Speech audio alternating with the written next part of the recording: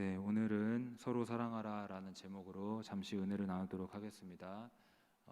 먼저 13절의 말씀을 한번 다 같이 읽어보겠습니다. 그의 성령을 우리에게 주심으로 우리가 그 안에 거하고 그가 우리 안에 거하시는 줄을 아느니라. 이 말씀을 보시면은 상반절에 그의 성령을 주심으로라고 기록된 것을 보면 알 수 있듯이 하나님께서 하나님의 성령을 우리에게 부어 주셨습니다. 보내 주셨습니다. 여러분, 하나님께서 보내신 하나님의 성령이 저와 여러분 가운데 함께 있으심을 믿으시길 주의 이름으로 축복합니다. 예수님 말씀하시기를 성령님은 우리와 함께 거하신다라고 하시면서 그는 너희와 함께 거하시며 또 너희 속에 계시겠습니다 이렇게 말씀을 하셨고, 또 고린도전서 3장 16절에 보시면은 유명한 말씀인데 이렇게 기록이 되어 있습니다. 너희는 너희가 하나님의 성전인 것과 하나님의 성령이 너희 안에 계신 것을 알지 못하느냐. 하나님의 성령이 너희 안에 계신다라고 분명히 기록이 되어 있습니다. 따라서 우리는 성령님이 우리와 함께 하심을 아는 것입니다. 그리고 오늘 본문에 나온 대로 성령께서는 어떤 일을 하시냐면 우리가 하나님의 안에 거하고 하나님이 우리 안에 거하시는 것을 증언해 주시는 것입니다. 그래서 로마서 8장 16절에 보시면 이렇게 기록이 되어 있는데 성령이 친히 우리의 영과 더불어 우리가 하나님의 자녀인 것을 증언하시나니라고 기록되어 있습니다. 즉 성령님께서는 우리가 하나님의 자녀인 것을, 하나님을 우리가 아버지라고 부를 수 있음을 증언해 주시고 우리가 하나님 안에, 하나님이 우리 안에 계심을 증언해 주시는 영이신 것입니다. 이처럼 하나님께서는 우리 믿는 자 각 사람에게 성령을 보내주셨고 그 성령님께서는 우리와 함께 하시며 떠나지도 버리지도 아니하시며 우리가 하나님의 자녀됨을, 하나님이 우리 안에 계심을, 우리가 하나님 안에 거하고 있음을, 구원의 은혜가 있음을, 이 모든 것들을 깨달아 알게 하여 주시는 것입니다. 그러므로 성령님께서 우리와 함께 하시며 우리를 돕는 고마운 분이신 것을 이 시간 기억하시길 주님의 이름으로 축복합니다. 14절 오늘 읽었었던 요한일서 4장 14절의 말씀 한번 다 같이 읽겠습니다. 아버지가 아들을 세상의 구주로 보내신 것을 우리가 보았고 또 증언하노니. 아멘. 이 말씀을 보시면 아버지가 아들을 세상의 구주로 보내신 것이라고 기록된 부분이 있습니다. 이 부분을 보면 알 수 있듯이 하나님께서는 이 세상에 그 아들 예수님을 인류의 구주로, 인류의 구세주로 보내셨습니다. 그리고 이어지는 말씀을 보면은 그 구세주 예수를 우리가 눈으로 직접 보았고 또 만나 보았고 뿐만 아니라 그 예수 그리스도를 사람들에게 증언했다라고 말합니다. 여기 말씀에서 우리라고 지칭한 사람은 이 글을 쓰고 있는 사도 요한을 비롯한 사도들을 말합니다. 즉 이 말씀은 사도 요한 자신을 비롯한 우리들이 예수님을 눈으로 보았고 예수님을 만나 보았고 또 그 예수님을 너희에게 증언했다 이렇게 말을 하고 있는 것입니다. 이 말을 보는 순간 우리는 어떤 생각이 듭니까? 많은 생각이 있겠지만 그 중에 하나는 예수님을 눈으로 직접 보고 손으로 만졌던 그 사도들이 부럽지 아니한가 이런 생각이 듭니다. 그들처럼 나도 예수님을 눈으로 봤더라면, 그들처럼 예수님의 옷자락에 손을 대보았더라면, 그들처럼 예수님과 눈과 눈을 마주쳤더라면, 그분의 무릎 앞에 앉아 예수님의 말씀을 직접 들었더라면 얼마나 좋았을까. 그 사도들처럼 나도 예수님을 직접 만나보아서 얼마나 좋았을까 이런 생각을 할 수 있습니다. 물론 그들은 그런 특권을 받은 자들이었습니다. 그러나 여러분 이 시간 주의 이름으로 말씀을 드리는 바는 그 사도들 못지않게 우리도 복받은 자들인 것을 믿어야 될 줄로 믿습니다. 왜냐하면 우리는 예수님을 눈으로 보진 않았으나 예수님을 영접하여 예수님 때문에 구원받고 예수님을 단지 보는 정도가 아니라 예수님을 모시고 살기 때문인 줄로 믿습니다. 오늘도 여러분과 제 안에 예수님이 함께하고 계십니다. 그분이 세상 끝날까지 우리와 함께하고 계시는 것입니다. 오늘도 우리 안에 사시는 예수님으로 인해 감사하시길 주님의 이름으로 축복합니다. 15절의 말씀 다 같이 한번 읽어보겠습니다. 누구든지 예수를 하나님의 아들이라 시인하면 하나님이 그의 안에 거하시고 그도 하나님 안에 거하느니라. 아멘. 하나님이 보내신 유일한 구세주 예수님을 믿고 시인하면 어떻게 되는지 이 구절에 나와 있습니다. 어떻게 되느냐? 하나님이 그의 안에 거하시고 그도 하나님 안에 거하느니라. 무슨 말인지 다 이해가 됩니다. 즉 하나님과 연합된다, 즉 하나님과 함께 살게 된다, 즉 하나님과 화목하게 된다, 하나님의 자녀가 된다, 이런 의미들이 담겨 있다고 할 수 있습니다. 즉 우리는 예수님 때문에 하나님과 연합된 자가 된 줄로 믿습니다. 사도들은 자신이 보고 만났던 예수님을 사람들에게 전했고 그 예수님이 온 천하 만민에게 선포되어서 오늘날 우리에게도 들려지고 우리가 예수님을 믿게 되었습니다. 그런데 이렇게 주 예수님을 믿고 시인하는 자는 어떻게 된다고 합니까? 하나님이 내 안에, 내가 하나님 안에 사는 복을 얻는 것입니다. 잘 아시다시피 우리는 죄인으로서 절대 하나님과 화목할 수 없었습니다. 그러나 예수님이 이 땅에 오사 우리를 대신에 피 흘려 죄값을 갚아주셨기 때문에 하나님께 죄 용서받고 대신 피 흘려 주신 덕분에 하나님의 자녀가 된 것입니다. 오직 예수님 때문에 이 모든 은총을 얻게 된 것입니다. 예수님 때문에 하나님과 연합된 여러분, 오늘도 예수님 믿게 된 것에 감사, 또 하나님과 연합된 것에 감사하시는 저와 여러분 되시길 주의 이름으로 축복합니다.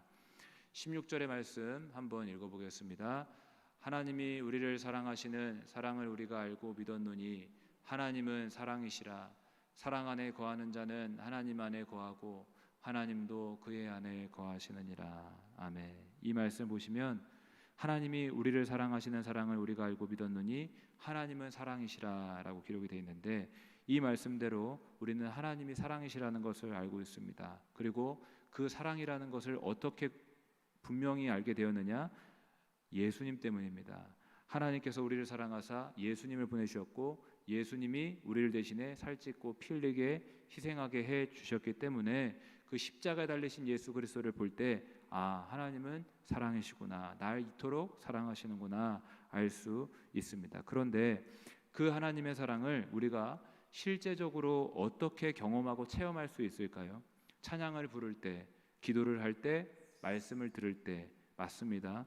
그와 같이 은혜의 시간을 가질 때 우리는 성령이 충만하게 되고 하나님의 사랑을 깨달을 수가 있습니다. 그런데 본문에서 요한은 단지 그렇게 말을 하지 않았고 사랑 안에 거하는 자는 이라고 말합니다. 사랑 안에 거하는 자는 하나님 안에 거하고, 이 말이 무슨 말이냐면 우리가 서로 사랑할 때 하나님의 사랑이 경험되어지고 체험할 수 있다라는 것입니다.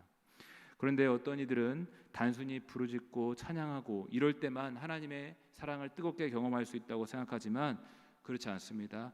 12절의 말씀, 지난번에 읽었었던 것처럼 만일 우리가 서로 사랑하면 하나님이 우리 안에 거하시고, 또 방금 읽었었던 16절에서도 사랑 안에 거하는 자는 하나님의 안에 거하고, 우리가 서로 사랑할 때 하나님의 사랑이 뜨겁게 경험되어지는 것입니다.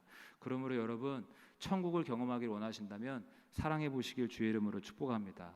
내가 하나님의 사랑을 더 뜨겁게 경험해야만 그때 사랑을 실천하겠다, 더 많이 하나님의 사랑을 누려야만 남도 사랑하겠다, 이게 아니라 내가 받은 하나님의 사랑, 그 사랑을 실천할 때 하나님의 사랑이 더 뜨겁게 경험되어지는 것입니다. 오리를 가자는 자에게 심리를 가지고 욕하는 자에게 축복해주고 섬김받고자 할 때 나는 말석에 가서 섬겨보고, 이렇게 할 때 하나님의 사랑이 내 안에 더 풍성하게 누려지는 줄로 믿습니다.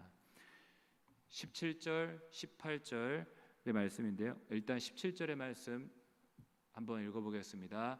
이로써 사랑이 우리에게 온전히 이루어진 것은 우리로 심판날에 담대함을 가지게 하려 함이니 주께서 그러하신가 같이 우리도 이 세상에서 그러하니라. 아멘.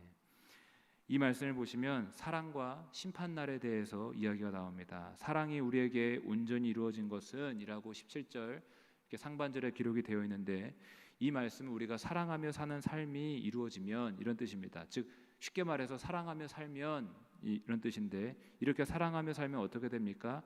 심판날에 담대함을 가질 수 있다라는 것입니다. 주님 만날 그날에 우리가 담대하게 자신감 있게 설 수 있다, 이런 뜻입니다. 왜 그렇습니까? 하나님은 우리에게 그날에 사랑하며 살았느냐 물어보실 것이기 때문입니다. 사랑하며 사는 것은 하나님의 뜻입니다. 그래서 하나님은 내 뜻대로 살았느냐, 내 뜻대로 사랑하며 살았느냐 물어보실 텐데, 그 질문 앞에 네 주님, 내가 주님 뜻대로 사랑하며 살았습니다 라고 말할 수 있는 삶을 살았다면 당연히 하나님 앞에 담대하게 자신감 있게 설 수 있는 것입니다. 그러나 반대로 우리의 삶이 미움과 다툼과 시기와 이런 악한 것들로 점철되어 있다면 하나님의 뜻대로 살지 않았기 때문에 하나님 앞에 담대하게 설기 어려울 것입니다. 17절의 하반절에 보니까 주께서 그러하신가 같이 우리도 이 세상에서 그러하니라. 여기서 주는 예수님을 말씀하고 있는 것입니다. 예수 그리스도께서 그러하신가 같이, 예수님께서 사랑으로 사셨던 것 같이 우리도 이 세상에서 사랑하며 살면 담대하게 서게 될 줄로 믿습니다. 18절의 말씀 제가 한번 읽어보겠습니다. 사랑 안에 두려움이 없고 온전한 사랑이 두려움을 내쫓나니 두려움에는 형벌이 있음이라. 두려워하는 자는 사랑 안에서 온전히 이루지 못하느니라. 이 말씀은 또 사랑과 두려움에 관한 말씀입니다. 사랑 안에 두려움이 없고 온전한 사랑이 두려움을 내쫓나니, 이 말씀의 의미가 무엇이겠습니까? 방금 읽었었던 17절의 말씀과 비슷한데, 하나님의 사랑을 우리가 받았고 또 그 사랑에 감사하여 하나님을 사랑하고 또 하나님의 사랑으로 서로 사랑하면, 온전한 사랑이 우리의 삶에 이루어지면 우리의 삶에 두려움이 없다라는 것입니다. 주 앞에서 담대함이 있고 자신감으로 충만하지 두려움이 떠나간다는 것입니다. 사실 우리가 언제 두려움을 갖습니까? 하나님의 뜻대로 행하지 않을 때, 그분 앞에 형벌이 있지 않을까, 하나님 앞에 징계가 있지 않을까 두려움을 갖습니다. 그래서 이 구절에도 보니까 두려움에는 형벌이 있습니다. 두려움에는 형벌이 있습니다. 그리고 두려워하는 자는 사랑 안에서 온전히 이루지 못하였느니라. 두려워하는 이유는 사랑을 하지 않았기 때문에 두려워한다, 이렇게 이해할 수 있는데, 여러분, 온전한 사랑의 두려움을 쫓아냄을 믿으시기 바랍니다. 내가 하나님께 사랑받는 사람인지를 알면 두려움이 떠나갑니다. 하나님이 날 이토록 사랑하셔서 예수님을 보내주시고 그 예수님이 십자가에 달려 피 흘려 죽으셨고, 이 모든 것을 알게 되면 하나님 안에서 내가 용납되었구나 믿어지고 두려움이 떠나가는 것입니다. 여러분, 그 아들 예수의 피를 보시며 하나님의 사랑을 확증하시길 바랍니다. 그리고 그 아들 예수님의 피는 이 시간 여러분과 저의 죄를 씻어주시고 흰눈보다 더 정하게 해주시는 것입니다.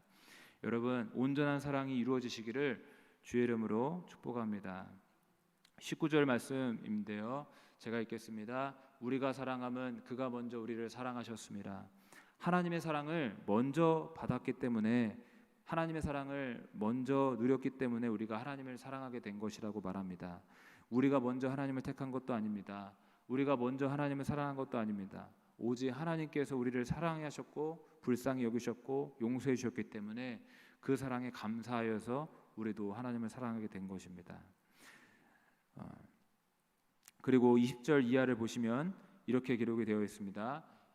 누구든지 하나님을 사랑하노라 하고 라고 기록이 되어 있는데, 하나님을 사랑한다, 우리가 이제 하나님께 사랑을 받아서 하나님을 사랑하게 되는데, 하나님을 사랑하노라 하면서 말하는 자들이 때로는 잘못하는 경우가 있는데, 어떤 경우냐면은 하나님을 사랑하노라 말을 하지만은 동시에 난 형제 자매를 사랑하지 않아 라고 말하는데, 그거는 말이 안 된다라고 말을 합니다. 하나님을 사랑해 하지만 나는 형제 자매를 사랑하지 않아, 이건 말이 안 된다, 거짓말이다 말을 합니다.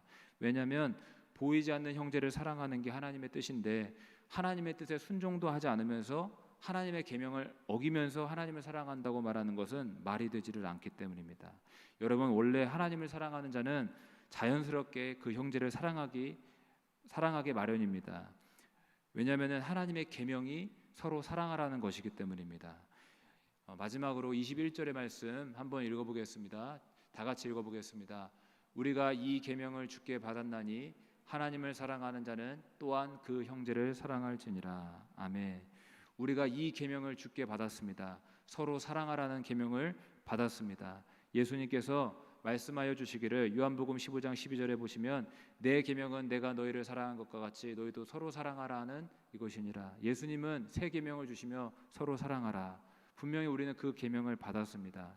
그렇다면 주님을 사랑하는 자는 서로 사랑하는 계명을 어떻게 생각하겠습니까? 절대 소홀하게 생각하지 않을 것입니다. 그렇기 때문에 하나님을 사랑하는 자는 당연히 형제를 사랑하려고 하는 것입니다. 받은 용서가 있으니, 받은 사랑이 있으니 쉽지는 않겠지만 축복하려고 애쓰며 섬기려고 애쓰는 것입니다. 그러므로 여러분, 이 말씀을 거울로 삼아 자기를 한번 돌아봐야 될 줄로 믿습니다. 내가 직분도 있고 교회 생활도 하며 사람들에게 인정도 받지만 정말 하나님을 사랑하는가? 하나님을 사랑한다면 그 형제를 사랑하기 마련입니다. 그게 주님의 계명이기 때문입니다. 새 계명 앞에 순종하며 사랑하며 사시길 주의 이름으로 축복합니다. 말씀을 정리합니다. 하나님은 사랑이십니다. 하나님의 사랑을 우리는 알고 믿었습니다. 무엇보다 예수 그리스도를 보내주신 그 사랑, 그 아들을 피 흘려 대신 희생하게 하신 그 하나님의 사랑 우리가 알고 받았습니다. 그리고 그 하나님의 사랑과 긍휼 때문에 하나님의 자녀가 되었습니다. 이것을 누가 증거합니까? 우리 안에 계신 성령님께서 우리 속에 증언하셔서 하나님을 아바 아버지라 부를 수 있게 하시며 우리가 하나님의 자녀된 것을, 구원받은 자녀인 것을 알게 하시는 것입니다. 그리고 그 사랑을 먼저 받았으니 우리는 하나님의 사랑하고 또 하나님의 뜻과 계명대로 서로 사랑하며 살아야 될 줄로 믿습니다. 그렇게 온전한 사랑의 삶이 우리의 삶에 이루어질 때 우리의 삶의 현장이 천국이 될 줄로 믿습니다. 사랑해야만 천국에 이루어지는 것입니다. 또 이 세상의 삶이 천국만 되는 게 아니라 마지막 심판 날에도 하나님 앞에 담대하게 설게 될 줄로 믿습니다. 하나님은 사랑하며 살았느냐, 내 뜻대로 사랑하였느냐 물어보실 것인데 그때에 담대하게 사랑하였습니다 라고 답할 수 있는 저와 여러분 되시길 주의 이름으로 축복합니다. 기도하겠습니다. 살아계시고 거룩하신 하나님 감사합니다. 우리를 사랑하여 주신 그 사랑을 알고 믿습니다. 예수 안에서 우리를 받아주시고 죄 용서하여 주신 그 사랑을 감사하며 우리도 주의 뜻대로 사랑하며 삶을 살게 하여 주옵소서. 하나님을 사랑하고 형제자매를 사랑할 수 있도록 도와주옵소서. 살아계신 우리 주 예수님의 이름으로 기도하옵나이다. 아멘.